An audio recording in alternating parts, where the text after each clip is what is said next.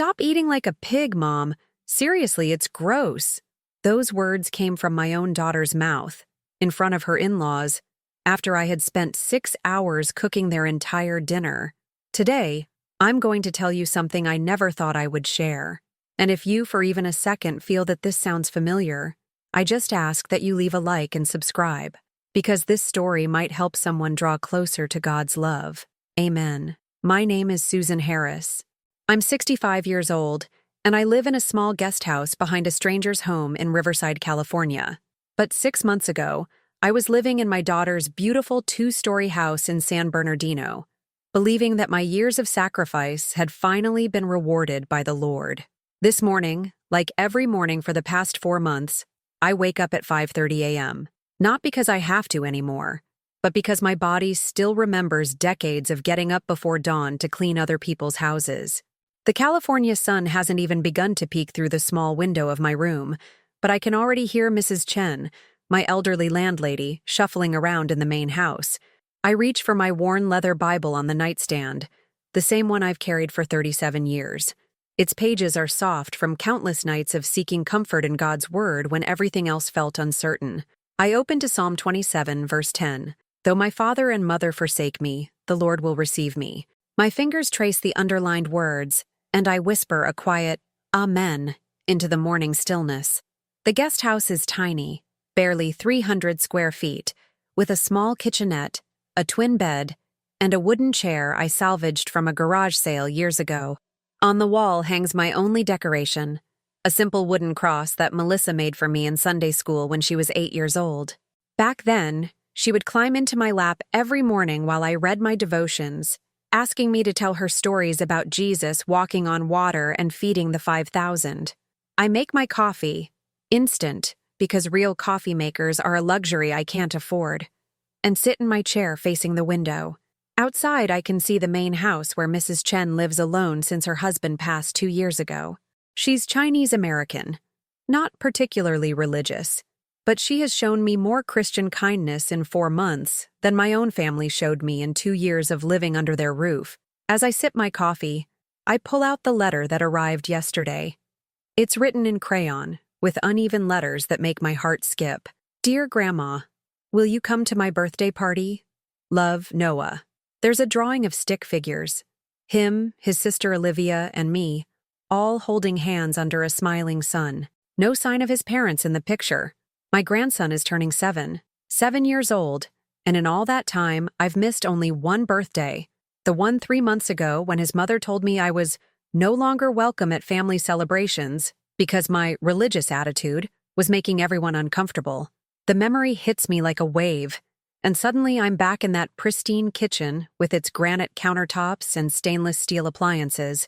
Everything in Melissa's house was perfect, coordinated, expensive. Everything except me. I had been living with them for 18 months. When Melissa first invited me to move in, she'd said, Mom, you've worked so hard your whole life. Come live with us. Help with the kids. Be part of our family. It sounded like answered prayer after years of living paycheck to paycheck, cleaning houses until my knees screamed and my back ached. I gave up my small apartment in Riverside, the one I'd called home for 15 years. I donated most of my furniture to charity because Melissa said they didn't have room for my old stuff. I kept only my Bible, my cross, my rosary beads, and a few photos of happier times. The first few weeks were wonderful. I cooked meals that filled the house with warmth. I helped Noah and Olivia with homework. I folded their tiny clothes and marveled at how soft children's skin could be when they fell asleep in my arms during bedtime stories. But slowly, things changed. Mom, could you pray a little quieter? The kids find it weird when you talk to yourself. Susan, we don't really do grace before meals anymore. It makes Jason uncomfortable. Could you maybe keep your Bible in your room? We have guests coming over and, you know. Each request felt like a small knife, cutting away pieces of who I was. But I told myself it was temporary. I told myself that love sometimes requires sacrifice. I told myself that Jesus himself was rejected by those closest to him. I started praying in whispers. I moved my Bible to my nightstand drawer. I stopped wearing my cross necklace when company came over. And still, it wasn't enough. The night that changed everything was a Thursday in February. Jason's parents were visiting from Newport Beach, wealthy people who lived in a world I'd only seen in magazines. His mother, Patricia, wore designer clothes and spoke with the kind of confidence that comes from never having to choose between groceries and rent. I had spent the entire day preparing dinner: herb-crusted lamb, roasted vegetables, homemade rolls, and a chocolate cake from scratch. My feet were swollen from standing in the kitchen for 6 hours, but I wanted everything to be perfect.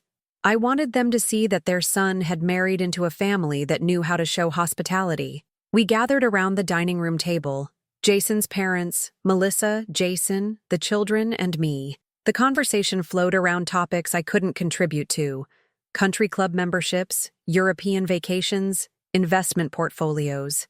I listened and smiled, grateful just to be included. When I reached for a second helping of the vegetables I'd prepared, Patricia's voice cut through the conversation like glass. Funny how the ones who eat the most are the ones who contribute the least. The table erupted in nervous laughter. Jason smirked. His father chuckled behind his wine glass. And then Melissa, my daughter, my only child, the little girl I'd raised alone while working 3 jobs, looked directly at me and said those words that still echo in my mind every night. "Stop eating like a pig, Mom. Seriously, it's gross." The laughter grew louder. Noah and Olivia giggled, not understanding the cruelty but following the adult's lead. Jason raised his glass in a mock toast. Patricia smiled with satisfaction. I set my fork down carefully.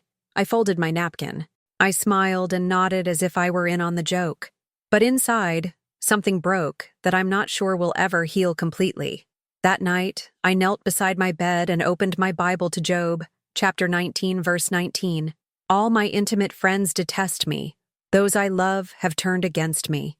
And for the first time in my 65 years, I wondered if God was testing me, or if he had simply forgotten I existed. The next morning, I heard them talking in the kitchen while I was still in my room. I wasn't trying to eavesdrop, but the words carried through the thin walls. "She needs to go, Melissa. She's bringing down the whole vibe of this house."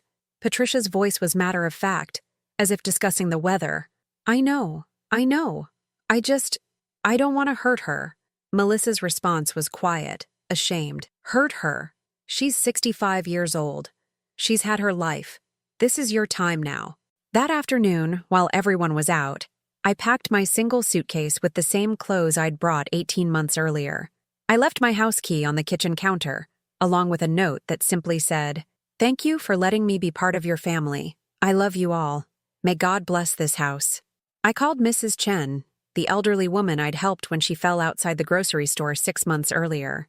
She remembered me and offered me the guest house for $300 a month, plus helping her with meals and light housework. As I walked out of that beautiful house with its perfect landscaping and luxury cars in the driveway, I whispered a prayer. "Lord, I am still yours. Even if no one else sees me, you do." I didn't look back. Now, holding Noah's birthday invitation in my weathered hands, I wonder, am I being tested or just forgotten? I closed Noah's invitation and let my mind drift back to where it all began. A small apartment in East Los Angeles, 1987. I was 28, 5 months pregnant, and completely alone after Melissa's father walked out when I told him about the baby. "I'm not ready for this," he'd said, grabbing his jacket from my kitchen chair. "Find someone else to play house with." The door slammed, and I never saw him again. I remember standing in that empty apartment, one hand on my growing belly, whispering to my unborn daughter, "It's just you and me, baby girl.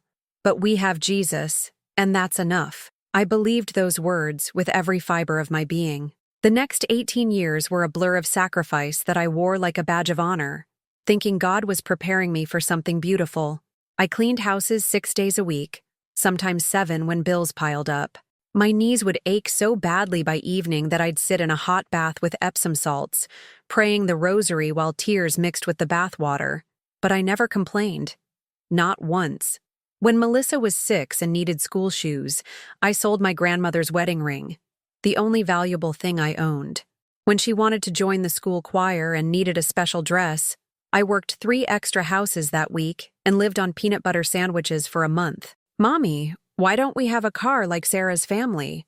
she asked one rainy Tuesday as we waited for the bus, both of us soaked through our thin jackets. Because God is teaching us to be grateful for what we have, Mija, I told her, squeezing her small hand. And look, He gave us each other. She smiled then, believing in my faith because children trust their mothers to know things about God that they don't understand yet.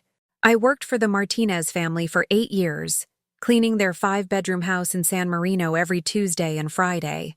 Mrs. Martinez would sometimes give me Melissa's outgrown clothes from her own daughter, and I'd alter them at night by hand, making them fit perfectly while Melissa slept. One Christmas, when Melissa was 12, she wanted a bicycle, a real one, not the rusty second-hand one I'd found at a garage sale the year before. The new bike cost $180, more than I spent on groceries in 2 months. I took on Christmas cleaning jobs, working 18-hour days the week before Christmas, my hands raw from chemicals and my back screaming from bending over toilets and bathtubs. But when Christmas morning came and Melissa saw that shiny purple bike with the white basket, her scream of joy made every aching muscle worth it. Mom, how did we afford this? God provides, baby. He always provides when we trust Him. She hugged me so tight I thought my ribs might crack, and whispered, "You're the best mom in the whole world." Those were the words I held on to during the lean years, the lonely years, the years when other mothers had husbands to help carry the load, and I had only my faith and my determination. When Melissa started high school, she began noticing things differently. She noticed that other kids' moms drove cars instead of taking buses. She noticed that other families went to restaurants while we ate dinner at our small kitchen table every night. She noticed that her clothes, no matter how carefully I altered them, were still hand-me-downs. "Why can't you get a better job?" she asked one evening while I was ironing her school uniform for the next day. "Like, why can't you work in an office or something?" I paused mid-stroke, the hot iron hovering over the white collar I'd washed by hand to keep it crisp.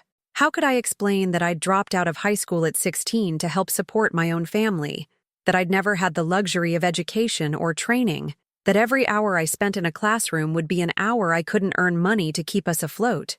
"I'm good at what I do, Mija, and it puts food on our table and keeps you in school. That's what matters." She rolled her eyes, a gesture that had become more frequent lately. "Whatever, Mom. It's just embarrassing sometimes." Embarrassing. The word hit me like a slap, but I continued ironing, whispering a small prayer.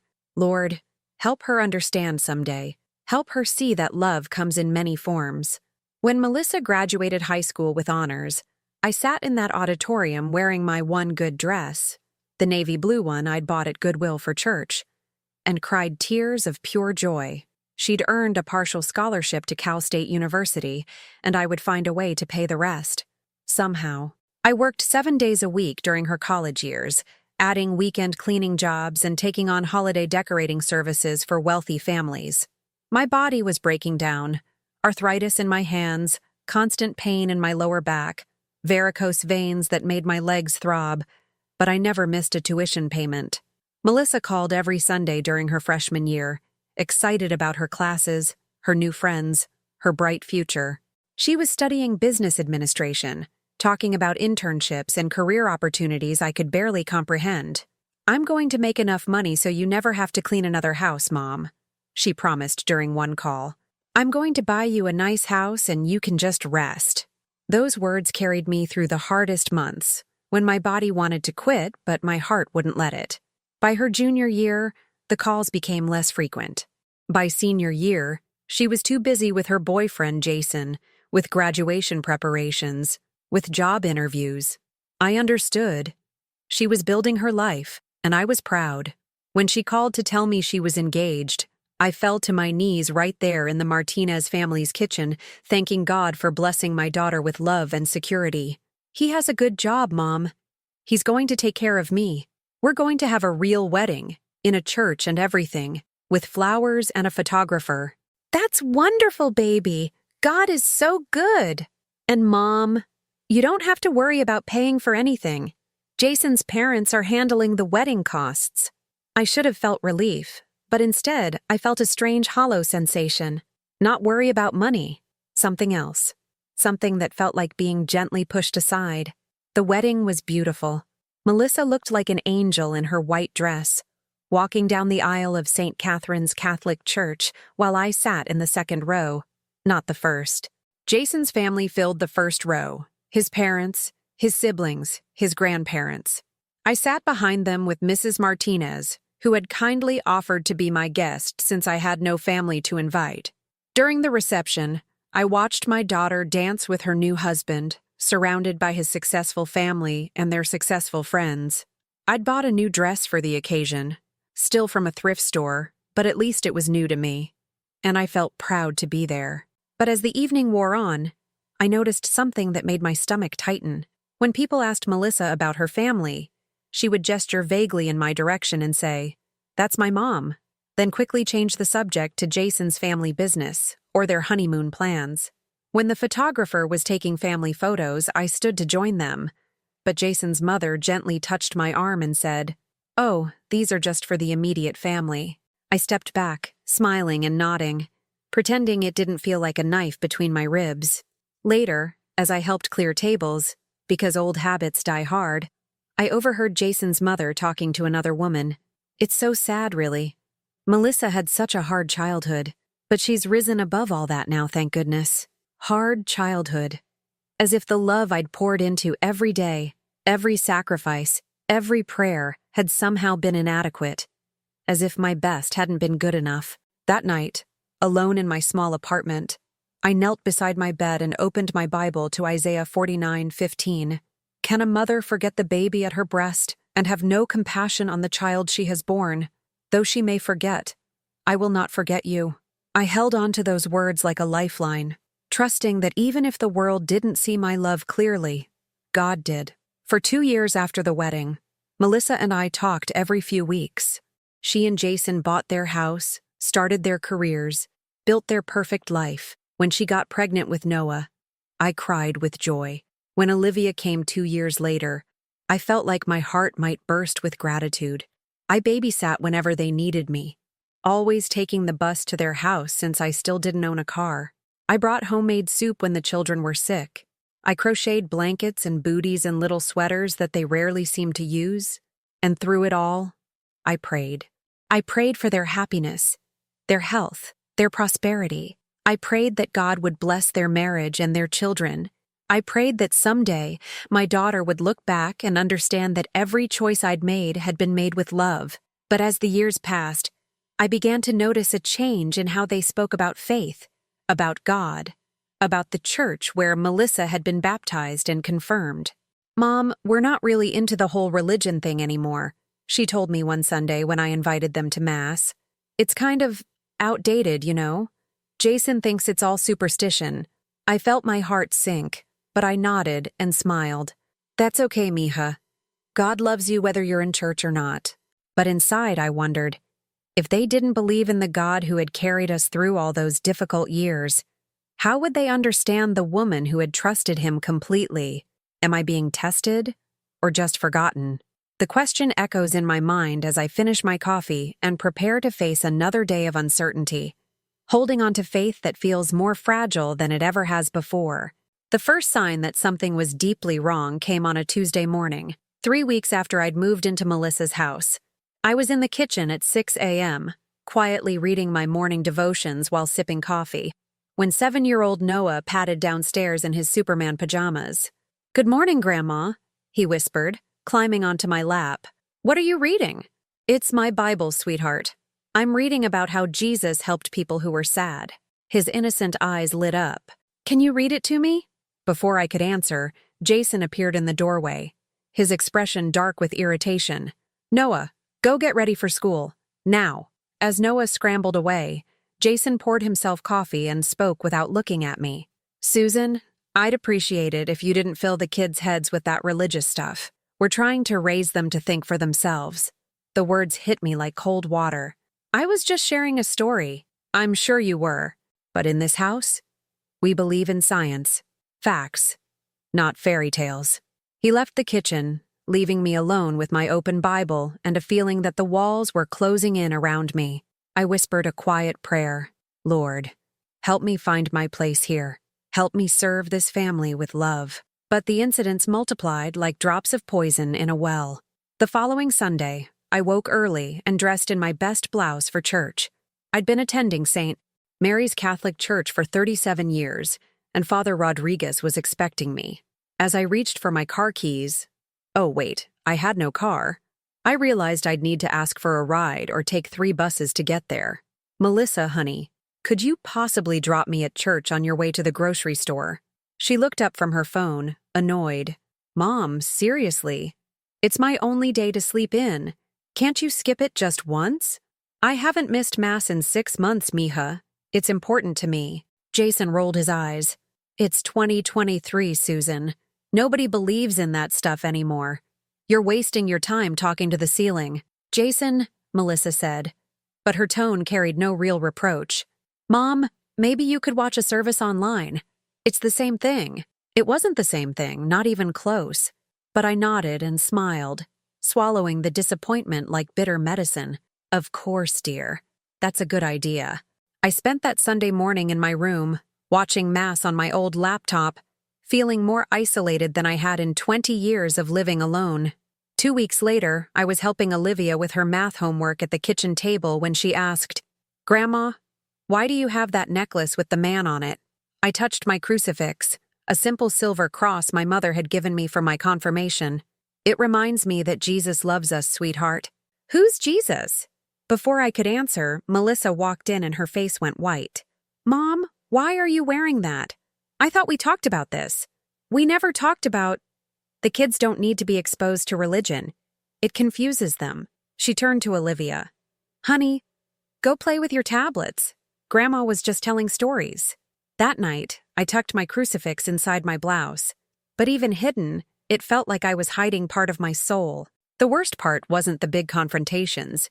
It was the daily erosion, like water wearing away stone. When I tried to say grace before our family dinner, Jason would clear his throat loudly and start serving food, talking over my quiet prayer. When I hummed hymns while cooking, Melissa would turn up the kitchen radio.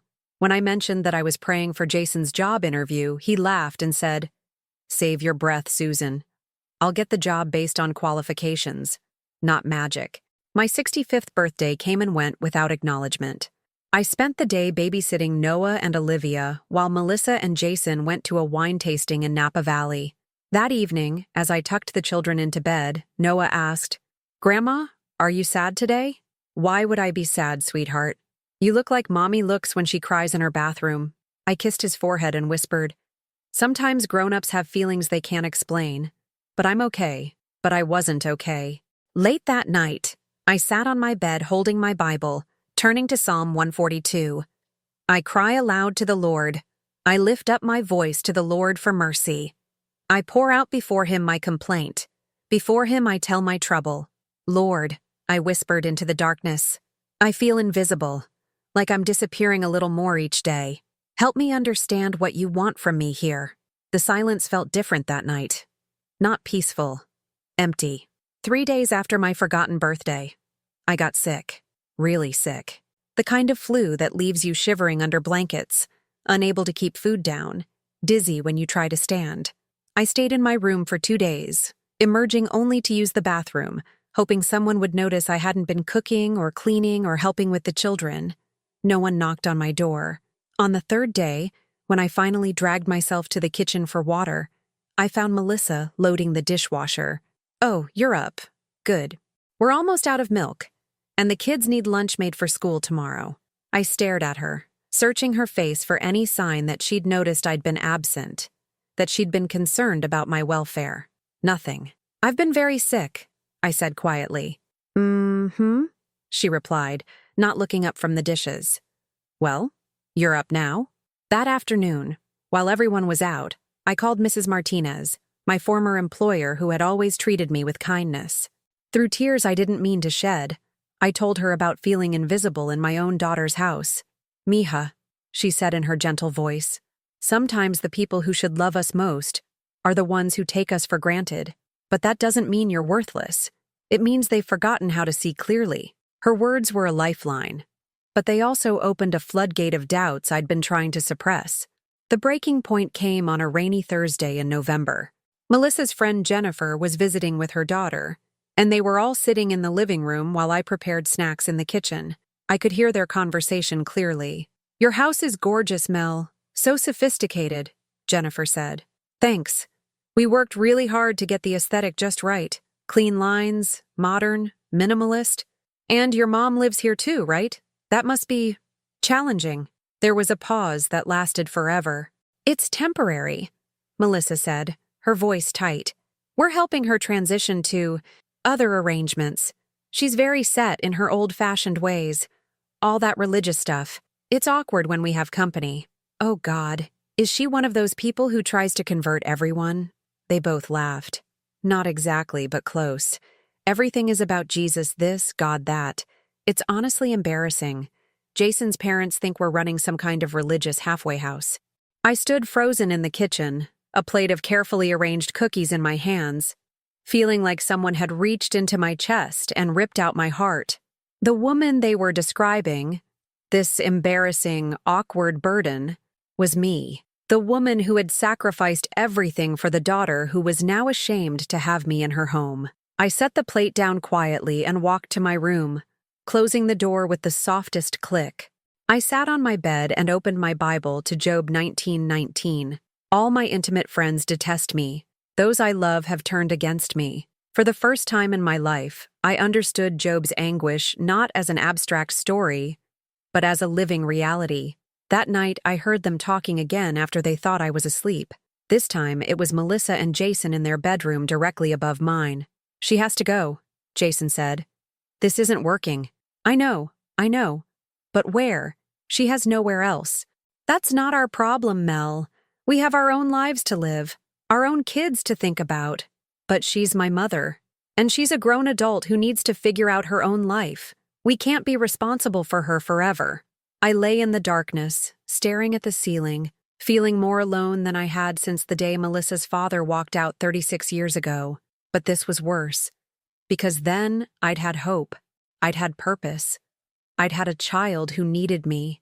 Now I was just a burden, an embarrassment, a relic from a time when people believed in things that no longer mattered. I pulled my rosary from under my pillow and began the prayers I'd recited thousands of times before. But for the first time, the words felt hollow, like I was speaking into a void that offered no comfort, no response, no sign that anyone, earthly or divine, was listening.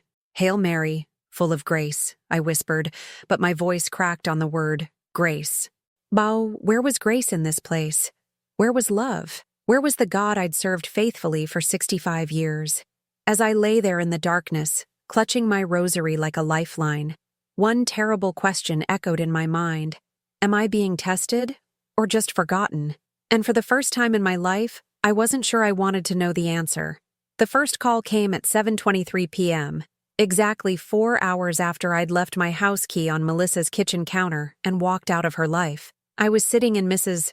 Chen's small living room, still wearing the same clothes from that humiliating dinner, my single suitcase at my feet like a monument to my failure. Mrs. Chen had made me tea with shaking hands, her arthritis making every movement deliberate and careful. "You did right thing," she said in her broken English, patting my hand with surprising strength. "Family should never make you feel small." When my phone rang, Melissa's name flashing on the screen, my heart lurched with hope.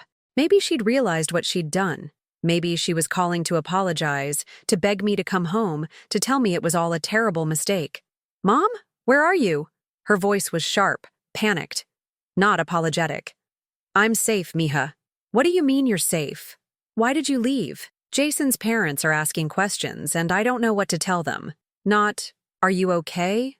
Not, "I'm sorry." Not, "Please come home." Just concern about what Jason's parents might think. "I left a note," I said quietly. "A note?" "Mom, you can't just disappear like that. It's dramatic and weird. People are going to think something's wrong with our family."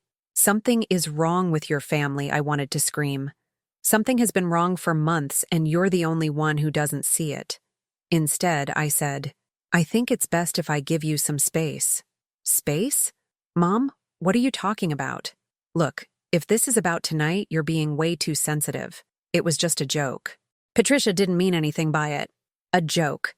My public humiliation, my daughter's cruelty, the laughter at my expense. All just a joke. Melissa, you told me to stop eating like a pig. Silence. Long, heavy silence that stretched across the phone line like a chasm. I didn't mean it like that. You know I didn't mean it like that. How did you mean it? I don't know. I was embarrassed, okay? Patricia was being Patricia, and I reacted. But running away isn't the solution, Mom. Come home. We'll talk about it. Home. She still called it home as if I belonged there. As if I hadn't been made to feel like an unwelcome stranger for months. I can't come back, Mija. What do you mean you can't? Of course you can. Where are you even staying? I looked around Mrs. Chen's modest living room, with its worn furniture and family photos spanning decades. It felt more welcoming than Melissa's perfect house ever had. I'm with a friend. What friend? Mom, you don't have friends. The words hit me like a physical blow. She was right, and she was wrong. Right that I'd isolated myself, given up my few friendships to devote myself entirely to her family. Wrong that I was completely alone. Mrs. Chen had shown me more kindness in 2 hours than my own daughter had in months. I have to go, Melissa. Mom, wait. I hung up. The second call came an hour later. Jason this time. Susan, this is ridiculous. You're acting like a child. Adults don't run away when their feelings get hurt. His tone was the same one he used when talking to Noah about temper tantrums. Jason, No, listen, I get that you're upset, but you're making this into something it's not. Patricia was trying to be funny. You've eaten with us 100 times without anyone saying anything. Tonight was just unfortunate timing. Unfortunate timing. As if cruelty was just a matter of poor scheduling. And Melissa feels terrible, he continued. She's been crying ever since you left. Is that what you wanted? To make your own daughter cry? The manipulation was so smooth, so practiced, that for a moment I almost believed it was my fault. Almost believed that my pain was less important than their comfort. That my dignity mattered less than their family harmony. I didn't want to make anyone cry, I said softly. Then come home. Stop this nonsense and come home. I can't. Why not? Give me one good reason. I could have given him a dozen reasons. The months of religious ridicule, the forgotten birthday, the illness they'd ignored, the conversations about how embarrassing I was, the constant feeling that I was a burden, a relic, an inconvenience they tolerated rather than family they loved. Instead, I said, because I need to remember who I am when I'm not trying to be someone else. What the hell does that mean? It means I need to find my way back to God. And I can't do that in a house where faith is treated like a disease. He laughed. Actually laughed. Oh, here we go. The religious martyr routine. Poor Susan, persecuted for her beliefs. Give me a break. I hung up on him, too. The third call came the next morning. Melissa again. But this time her voice was different. Harder. Mom, you need to come get your stuff. We're cleaning out your room. My heart sank. 24 hours, and they were already erasing my presence. Can't it wait a few days? No, it can't wait. We need the room. Jason's brother is coming to visit next week, and we need somewhere for him to stay. Of course. Jason's brother got the room I'd lived in for 18 months. Family privilege extended to his relatives, but not to mine. What should I do with your things? The question hung in the air. What things? My Bible? My rosary? My few photos? The clothes that had fit in one suitcase? I'd lived so lightly in their house, taking up so little space, that my entire existence could probably fit in a few boxes. I'll come get them this afternoon. Good. And Mom? When you come, let's keep this civil. I don't want the kids seeing drama. Civil. After months of quiet cruelty, after public humiliation, after being treated like an embarrassing secret, she wanted me to be civil. That afternoon, I stood in the doorway of what had been my room for over a year, watching Melissa pile my belongings into grocery store bags with efficient, cold movements. She'd already stripped the bed, already removed any trace that I'd ever lived there. Where's my Bible? I asked, noticing it wasn't among the items. Oh, that old thing? I put it in the bag with your other books. That old thing. The Bible I'd carried for 37 years, that had comforted me through every crisis, that contained handwritten notes in the margins from decades of study and prayer, reduced to that old thing. Noah appeared in the doorway, his young face confused and sad. "Grandma? Are you really leaving forever?" Before I could answer, Melissa said sharply, "Noah, go to your room. Adults are talking." But he didn't move. He walked to me and wrapped his small arms around my waist, burying his face against my stomach. "I don't want you to go," he whispered. "Who's going to tell me stories about Jesus?" My heart shattered. This little boy, hungry for the spiritual connection his parents denied him, clinging to me like I was his last link to something sacred and meaningful. "Noah, go to your room now," Melissa said, her voice rising. "It's okay, sweetheart," I said, kneeling to his level. "Sometimes grown-ups need space to figure things out. But I'll always love you, and God will always love you too. Will you still pray for me? Every single day." Melissa pulled him away from me with more force than necessary. "That's enough. Go play." As Noah reluctantly left, I saw Olivia peeking around the corner, her thumb in her mouth, a habit she'd developed whenever the adults in her house fought. Can I say goodbye to Olivia too? I don't think that's a good idea. She's too young to understand, and you'll just confuse her. So I gathered my grocery bags of belongings and walked out of that house for the second time, this time knowing it truly was forever. As I reached my car, Mrs. Chen's borrowed car, I heard the front door slam shut behind me with a finality that echoed in my chest. That evening, as I unpacked my few possessions in the tiny guest house, I found a small piece of paper tucked inside my Bible. It was a drawing Noah had made weeks earlier, a stick figure family with Grandma written in crayon above a smiling woman. He'd drawn a cross above her head, with the words, "Grandma loves Jesus," in his careful first-grade handwriting. I held that drawing against my chest and wept for the first time since leaving their house. Not tears of self-pity, but tears of recognition. In that innocent child's drawing, I saw myself as God saw me, not as a burden or embarrassment, but as someone worthy of love, someone whose faith mattered, someone who had value beyond what she could provide for others. Later that night, kneeling beside my narrow bed in the guest house, I opened my Bible to Matthew 10:14. "If anyone will not welcome you or listen to your words, leave that home or town and shake the dust off your feet." For the first time in months, I felt something I'd almost forgotten: peace. Maybe this wasn't abandonment.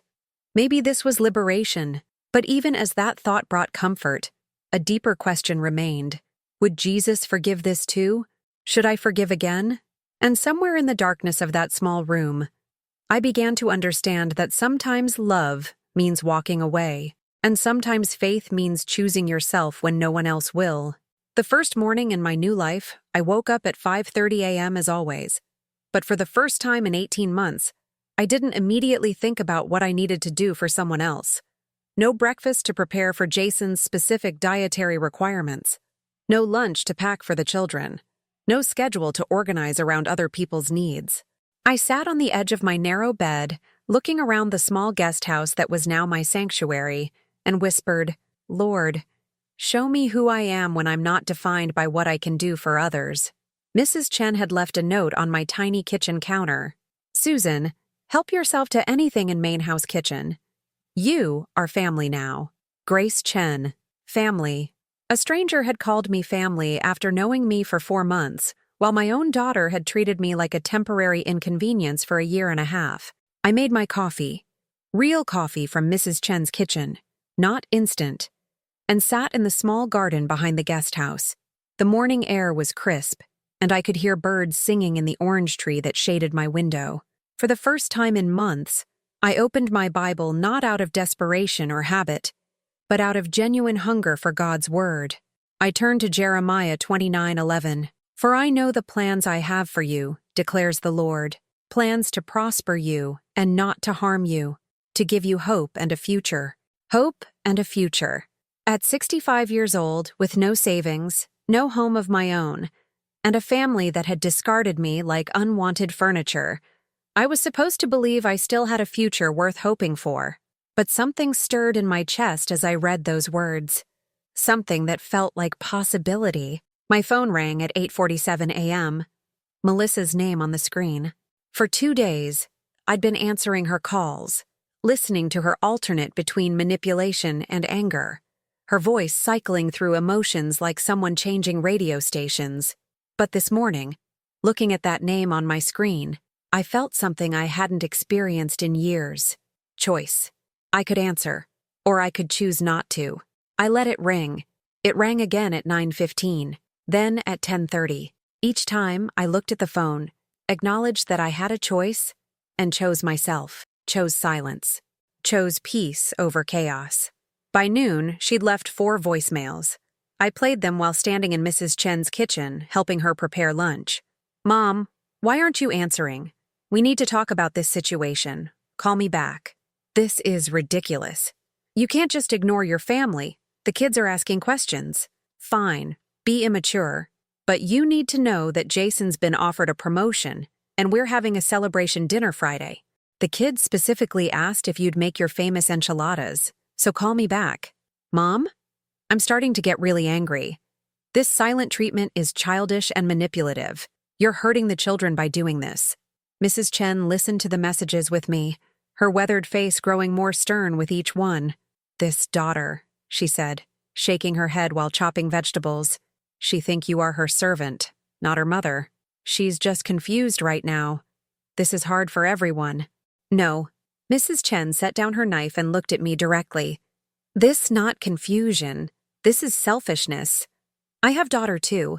Live in Seattle. She call every Sunday, ask how I am, send money when I need doctor. That is daughter. What you have, that is boss who doesn't pay you." Her words hit me like cold water. A boss who doesn't pay you. When had I become an employee in my own daughter's life rather than a beloved family member? That afternoon, I did something I hadn't done in over 2 years.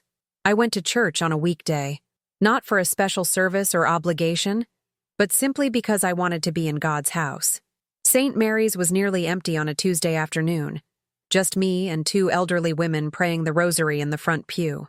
I slipped into a pew halfway back, the same spot where I'd sat for 37 years, and let the peace of that sacred space wash over me. "Jesus," I whispered, looking up at the crucifix above the altar, "I don't know what you want from me anymore. I tried to be a good mother, a good grandmother, a good Christian woman, but somehow I lost myself along the way. Help me find my way back to you. Help me find my way back to me." I sat there for an hour, not praying specific prayers, but simply being present with God. When I finally left, something had shifted inside me. I felt lighter, as if I'd set down a burden I'd been carrying for so long, I'd forgotten it wasn't part of my body.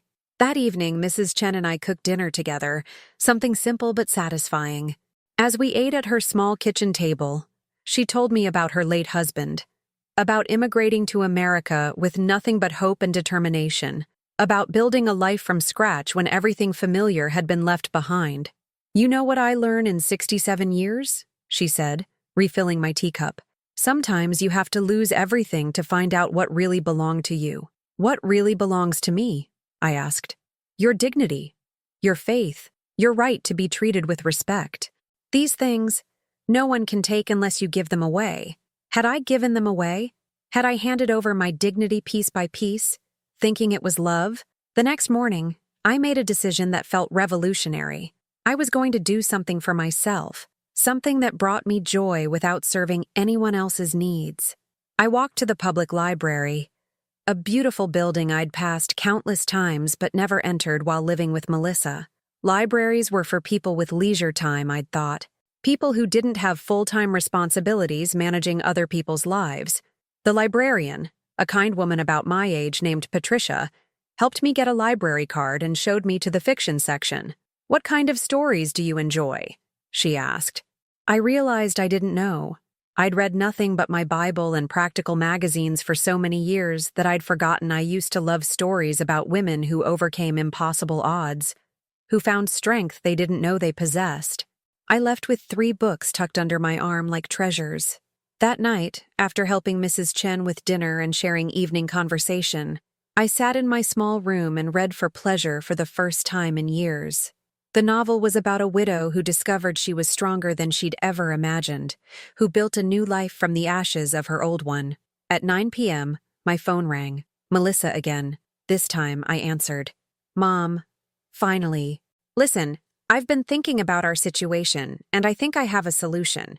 Our situation. As if this were a mutual problem we both needed to solve, rather than the consequence of their choices. I'm listening. Jason and I talked, and we're willing to let you come back, but there would have to be some ground rules. Some boundaries. Boundaries. They were willing to let me return to a place where I'd been systematically diminished, but only if I agreed to be diminished more systematically. What kind of boundaries? Well, first, the religious stuff has to stop. I mean it, Mom. No more praying where the kids can see, no more talking about God, no more church. It's confusing them, and frankly, it's embarrassing for us. My heart began to pound. They wanted me to deny the very foundation of my identity, the relationship that had sustained me through every trial of my life. Second, you'd need to understand that this is our house, our rules. No more acting like you have opinions about how we raise our children or run our family. Melissa, I'm not finished. Third, and this is non-negotiable, no more drama. No more storming out when your feelings get hurt. No more making us feel guilty for living our lives. You're a guest in our home, and guests don't make demands. A guest. After 18 months of cooking, cleaning, babysitting, and contributing my small Social Security checks to their household expenses, I would be returning as a guest with no rights, no voice, no spiritual life, no dignity. What do you say, Mom? Are you willing to work with us on this? I looked around my small guest house, at my Bible open on the table, at the simple cross on the wall, at the peace that had settled into my bones over the past 3 days. I thought about Mrs. Chen's words. No one can take your dignity unless you give it away. No, I said quietly. No? What do you mean no? I mean no, Melissa. I won't come back under those conditions. Mom, you're being unreasonable. We're offering you a home. You're offering me a prison where I'd have to pretend to be someone I'm not in order to earn basic human decency. That's not a home. So what, you're choosing some stranger over your own family? I'm choosing myself for the first time in 65 years. I'm choosing to be a woman who loves God openly, who has opinions and feelings that matter, who deserves respect not because of what she can do for others, but because she's a human being created in God's image. Silence stretched across the phone line. You're making a mistake, Mom. We're your family. These people you're living with. They don't really know you. They don't love you like we do. Love. She used that word as if it meant something different than what I'd experienced in her house. Mija, I said, my voice steady and calm. Love doesn't ask you to hide who you are. Love doesn't mock what's sacred to you. Love doesn't treat you like a burden and then call it kindness. I can't believe you're being so selfish. Selfish. For the first time in my life, I was being called selfish for protecting my own dignity and faith. The irony was so complete, it was almost funny. If loving myself is selfish, then maybe I need to be a little more selfish. Fine. But don't come crying to us when you realize what you've thrown away. She hung up. I sat in the quiet of my small room, holding my phone, and realized I wasn't sad. I wasn't angry. I wasn't afraid. I was free. For the first time since I'd left their house, I prayed not from desperation, but from gratitude. Thank you, Lord, for helping me remember that I am your daughter first. Help me trust that you have plans for this new chapter of my life. Outside my window, Mrs. Chen's orange tree rustled in the evening breeze, and somewhere in the distance, church bells chimed the hour. I was alone, but I wasn't lonely. I was finally home. 2 weeks passed in peaceful quiet. I fell into a rhythm that felt foreign yet natural. Morning prayers with my Bible open beside my coffee cup, afternoon walks through Riverside's tree-lined neighborhoods, evenings helping Mrs. Chen tend her small garden where tomatoes and roses grew side by side in defiance of conventional wisdom. I was watering the roses on a Thursday morning when I heard car doors slamming in the driveway. Multiple doors. Through the wooden gate, I could see the silver SUV that belonged to my daughter, and beside it, a black sedan I didn't recognize.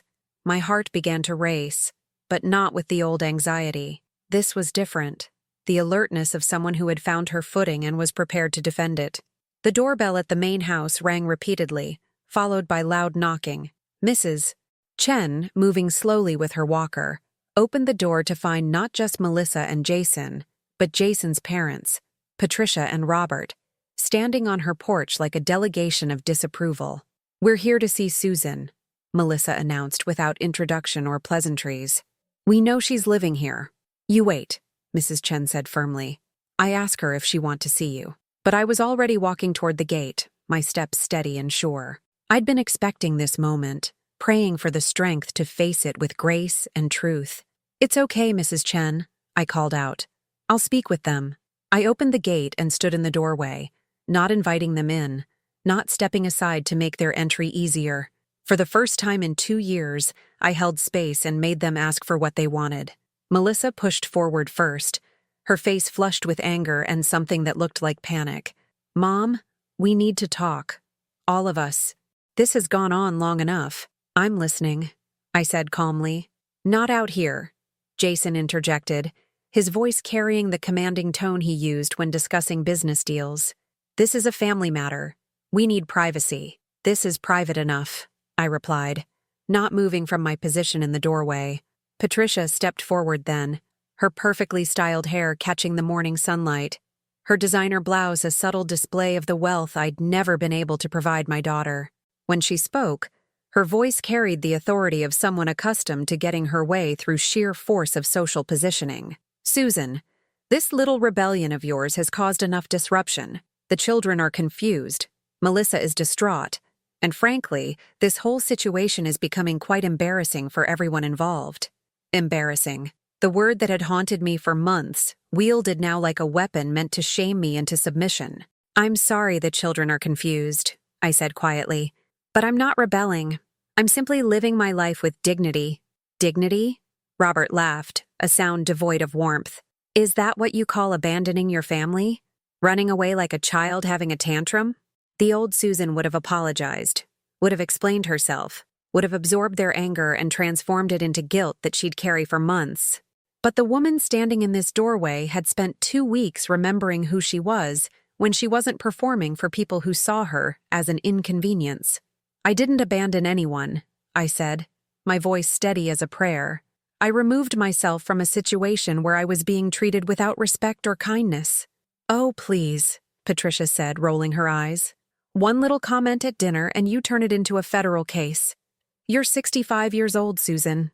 Act like it." "You're right.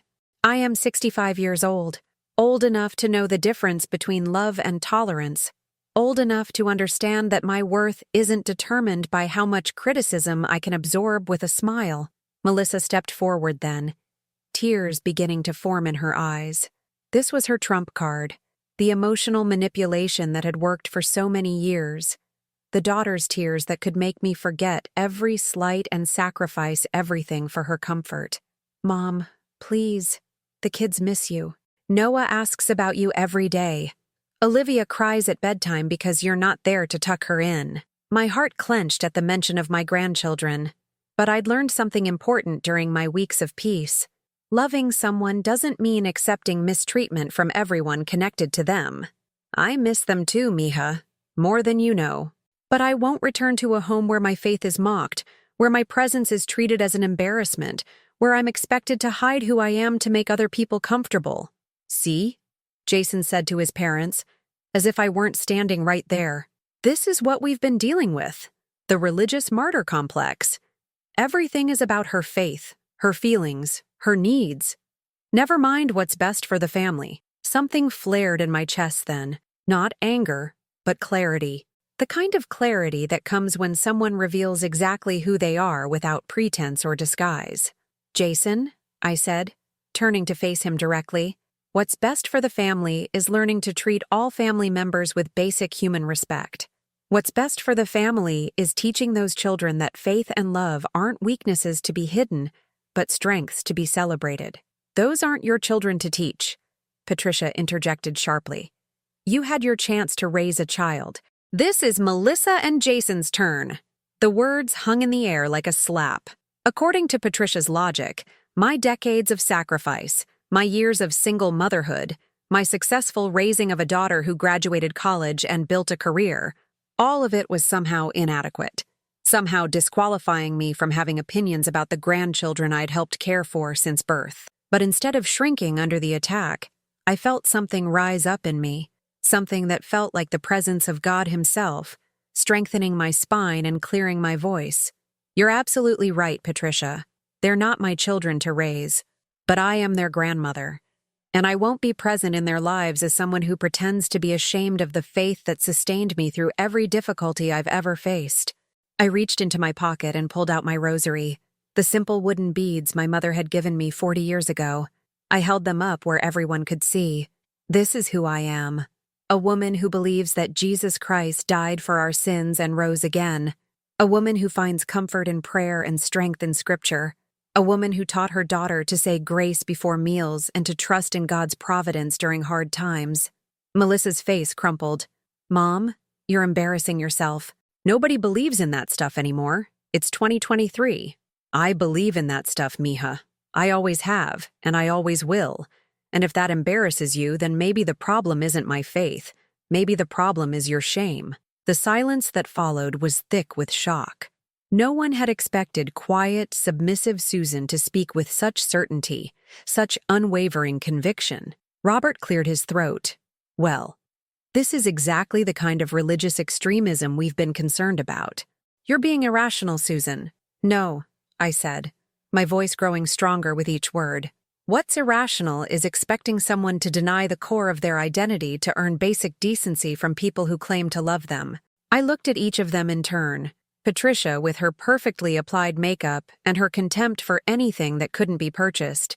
Robert with his expensive watch and his dismissive arrogance.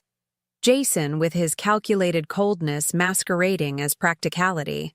And finally, my daughter, whose face showed the first signs of real uncertainty I'd seen in months. I forgive you, I said, the words emerging from someplace deeper than conscious thought. All of you. I forgive the mockery, the cruelty, the months of making me feel worthless. But I won't enable you anymore. Enable us? Jason's voice rose. What the hell is that supposed to mean? It means I won't pretend your behavior is acceptable just to keep the peace. I won't hide my faith to spare you the minor inconvenience of explaining to your friends that you have a religious mother. I won't accept crumbs of affection while convincing myself it's love. I paused, looking directly at my daughter. Melissa, I will always love you. That will never change. But I love myself too, and I love God too much to deny Him for anyone's comfort, including yours. Patricia stepped forward, her face red with indignation. This is ridiculous. You're choosing superstition over family. I'm choosing faith over dysfunction. There's a difference. And what about the children? Melissa asked, playing her final card. What about Noah and Olivia? Are you choosing your pride over them too? The question was designed to break me, to make me choose between my principles and my love for my grandchildren. For years it would have worked, but 2 weeks of peace had taught me something crucial. Sometimes the most loving thing you can do is refuse to participate in unhealthy patterns, even when the cost feels unbearable. I'm choosing to be the kind of grandmother they can be proud of, I said. The kind who stands up for what's right, who doesn't compromise her values for convenience, who shows them that dignity matters more than keeping people happy. I stepped back toward Mrs. Chen's house, signaling that this conversation was over. When you're ready to treat me with the respect due to a mother, a grandmother, and a child of God, you know where to find me. Until then, I'll be praying for all of you, especially those beautiful children who deserve to grow up in a home where love doesn't come with conditions and faith isn't treated like a disease. I turned and walked away, leaving them standing in the driveway with their anger and their shock and their inability to control me anymore. Behind me, I heard car doors slamming, engines starting, voices raised in argument as they drove away. Inside the guest house, I knelt beside my bed and opened my Bible to Ephesians 6:13. Therefore put on the full armor of God, so that when the day of evil comes, you may be able to stand your ground, and after you have done everything, to stand. I had stood my ground. I had spoken truth with love. I had chosen God over people-pleasing, and for the first time in years, I felt truly free. 3 weeks after the confrontation, I woke up and realized I was humming. Not a sad tune or an anxious melody, but Amazing Grace. And I was humming it because my heart felt light enough to carry music again. Mrs. Chen was already in her kitchen when I knocked, moving slowly but purposefully as she prepared her morning tea. The ritual had become ours now, sharing the first hour of each day with quiet conversation and grateful hearts. "You look different today," she observed, studying my face with the keen eyes of someone who'd learned to read people's inner weather. "More, how you say, bright?" She was right. Something had shifted in the week since I'd stood in that driveway and chosen myself. The woman who had apologized for taking up space, who had whispered prayers in shame, who had hidden her cross beneath her clothing, that woman was transforming into someone I barely recognized, but deeply loved. "I think I'm remembering who I was before I spent so many years trying to be what everyone else needed," I told her.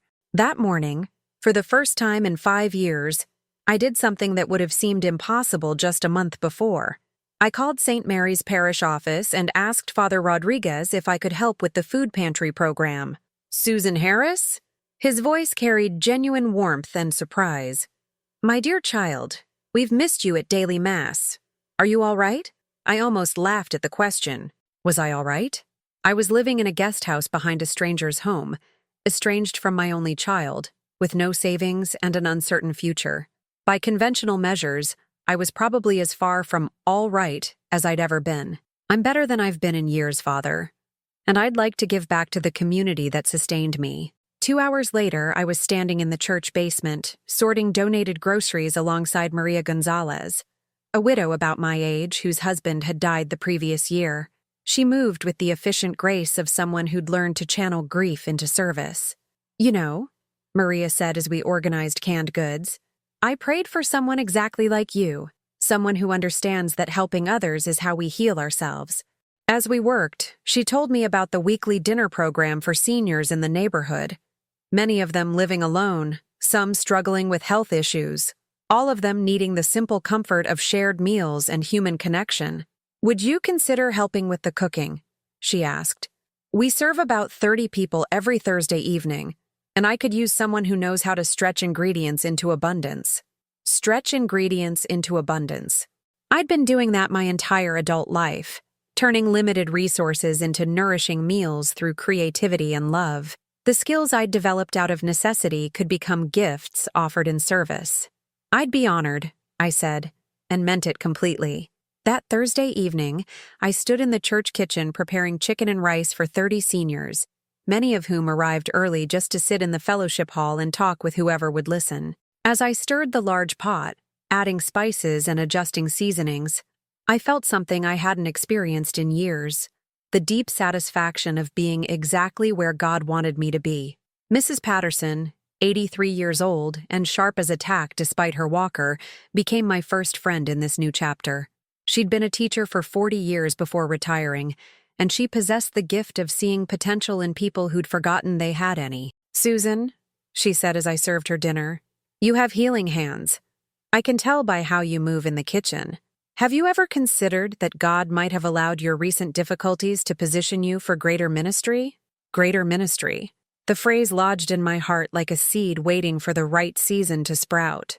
After dinner, as we cleaned the fellowship hall, Maria mentioned something that made me pause mid-wipe of a table. "The diocese is starting a new program for women who've experienced family estrangement or domestic difficulties.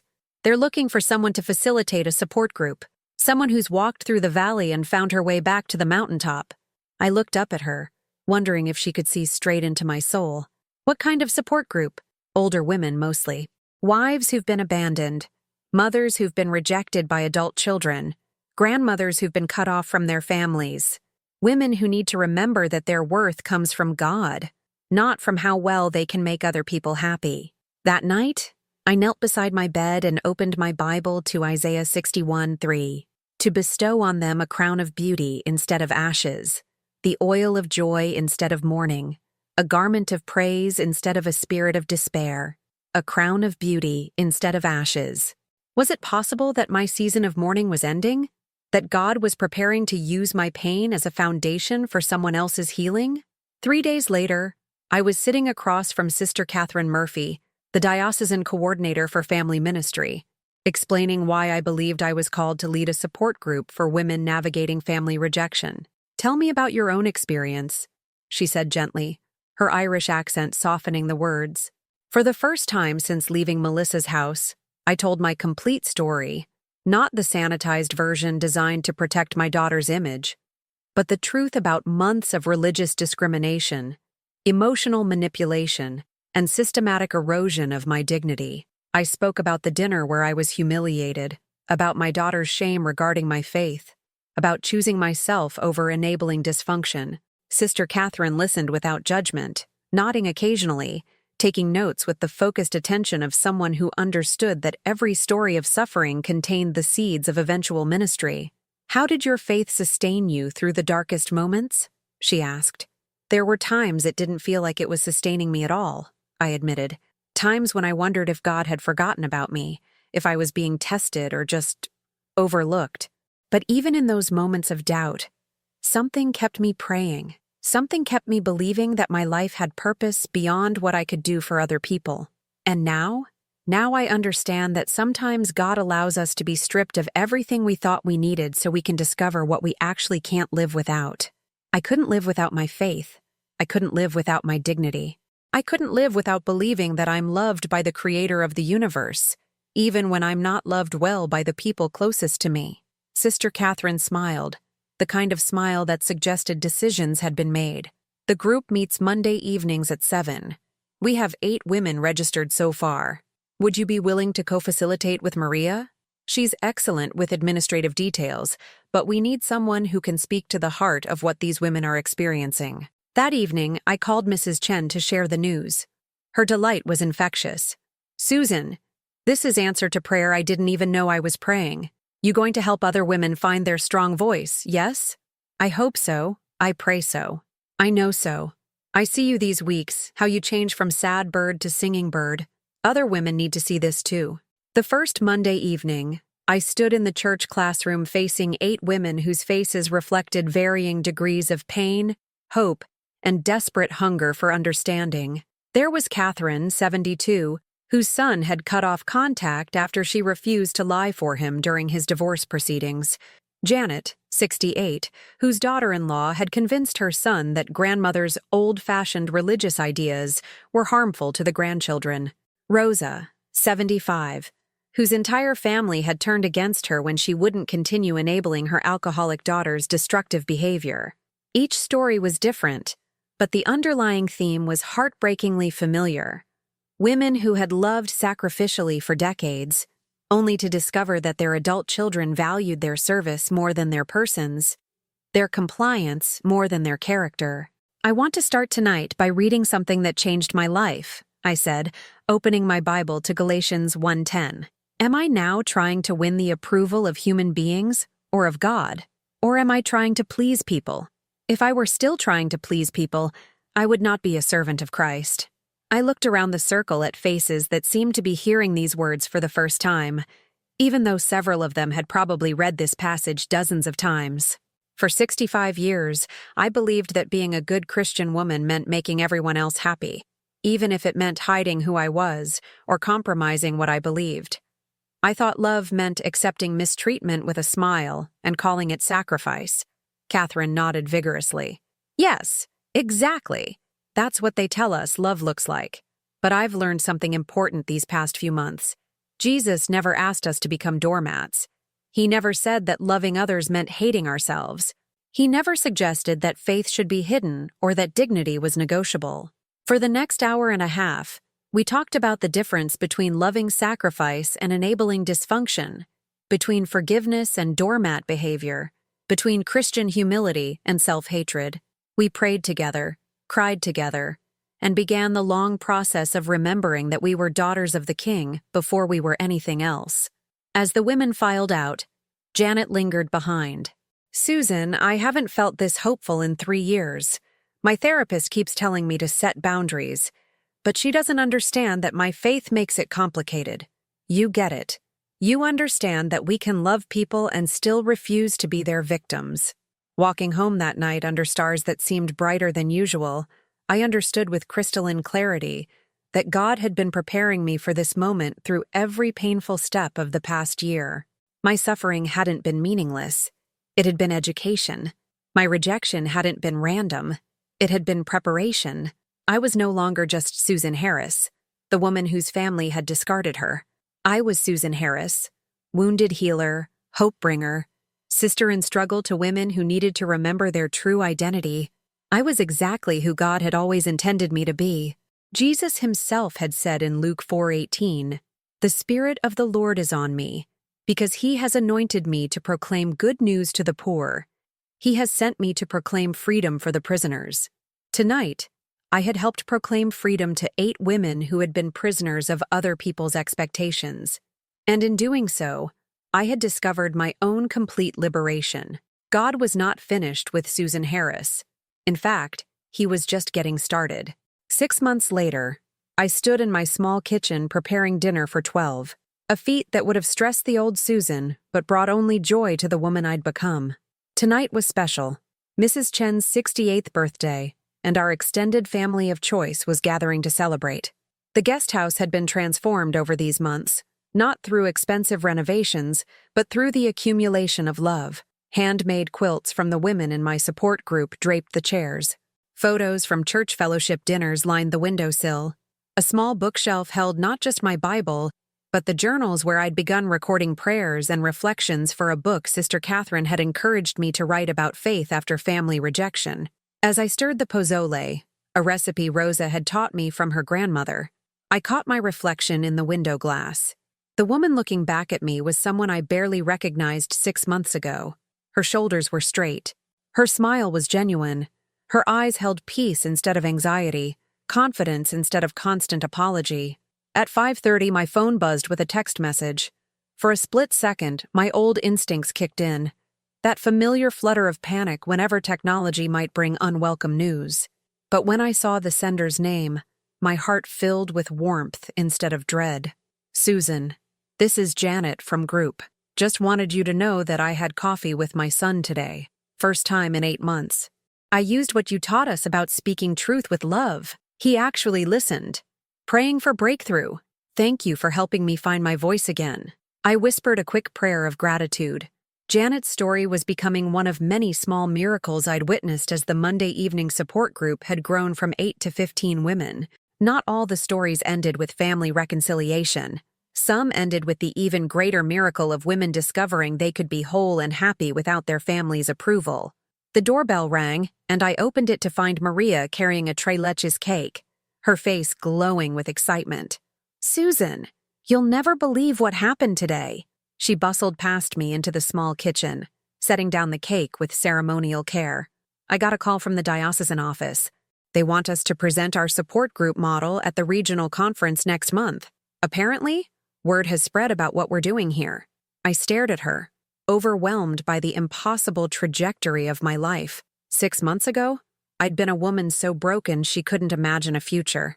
Now I was being asked to share hope with other communities facing the same epidemic of family estrangement and faith shame.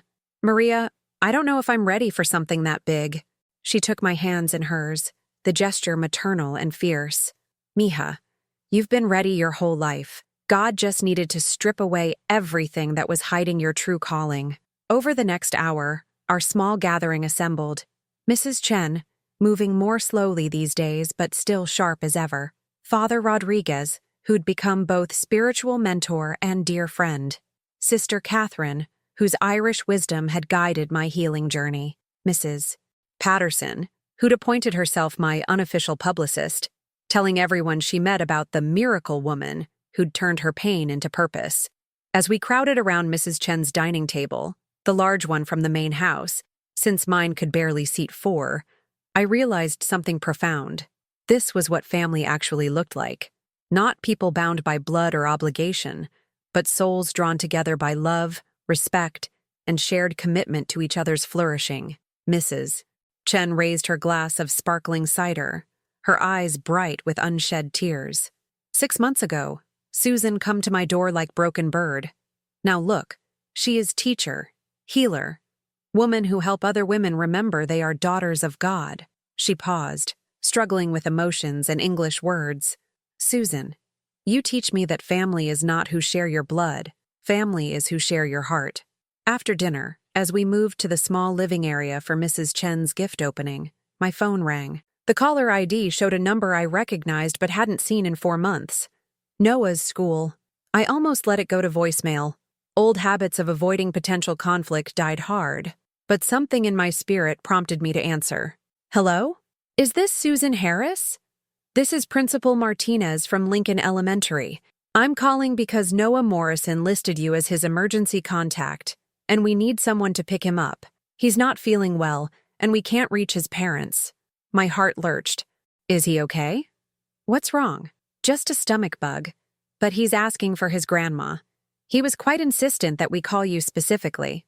20 minutes later, I was sitting in the school nurse's office, holding my pale, listless grandson while he curled against my chest, like a kitten seeking warmth. I told them to call you. He whispered against my shoulder. I knew you'd come. Of course I came, sweetheart. I'll always come when you need me. Mommy said you don't want to see us anymore because we made you sad. The knife twisted in my chest. But instead of the old familiar guilt, I felt only clarity. I would not lie to protect adults who'd chosen to distort the truth rather than face their own behavior. Noah, honey, that's not what happened. I had to move away because some grown-ups were being unkind to me, and I needed to remember that God loves me even when people don't treat me nicely. He pulled back to look at me with those serious 7-year-old eyes that seemed to hold ancient wisdom, like when Marcus was mean to me at recess. And you told me I could still love him, but I didn't have to play with him? Exactly like that, sweetheart. And you still love us? More than all the stars in the sky. That will never, ever change. He smiled then, the first real smile I'd seen from him since the day I'd left, and settled back against my chest with a contentment that felt like healing. An hour later, Melissa arrived at the school, her face a complicated mixture of relief, anger, and something that looked like shame. She'd clearly rushed from work, her usually perfect appearance slightly disheveled. Mom. She stopped in the doorway, taking in the sight of her son peaceful in my arms. Hello, mija. For a long moment, we just looked at each other across the small space that felt like a canyon of unresolved pain and love. Thank you for coming, she said finally, her voice barely above a whisper. I'll always come when the children need me. I know. I know. Noah stirred in my arms, then reached for his mother without fully waking. As Melissa took him, her eyes met mine again. Mom, we need to talk. All of us. Really talk. I'm ready when you are, mija. But only if you're ready to hear what I have to say without trying to change it. She nodded, tears starting to form. I think I'm finally ready to listen.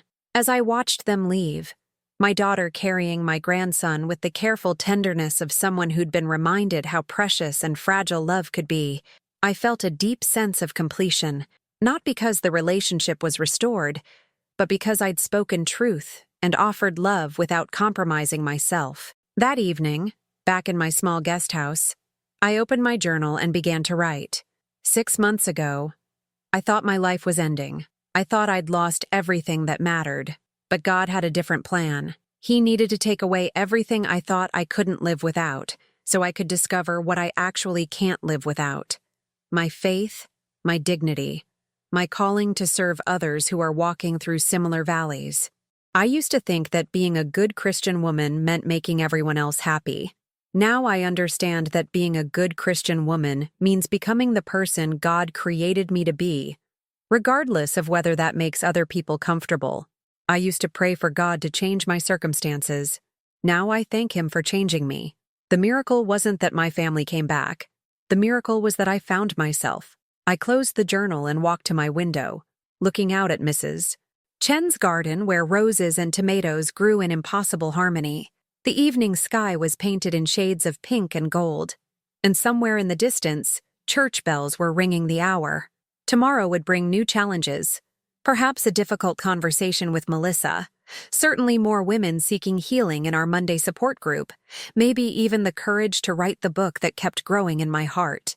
But tonight, I was simply Susan Harris, daughter of God, woman of faith, wounded healer who'd learned that sometimes the most loving thing you can do is save yourself. In the distance, those church bells continued their evening song, and I understood with perfect clarity that they were ringing not in mourning for what I'd lost, but in celebration of what I'd found. I was exactly where God wanted me to be. Have you ever experienced or known someone who has gone through something similar, where faith became their anchor during family rejection or mistreatment? How did faith help them find their way through? Share your story in the comments below. If this message touched your heart, please leave a like and subscribe to this channel so this story can reach someone who needs to hear it today. May God bless everyone who's walked through the valley of family rejection and found their way back to the mountaintop of His love. In Jesus' name, amen.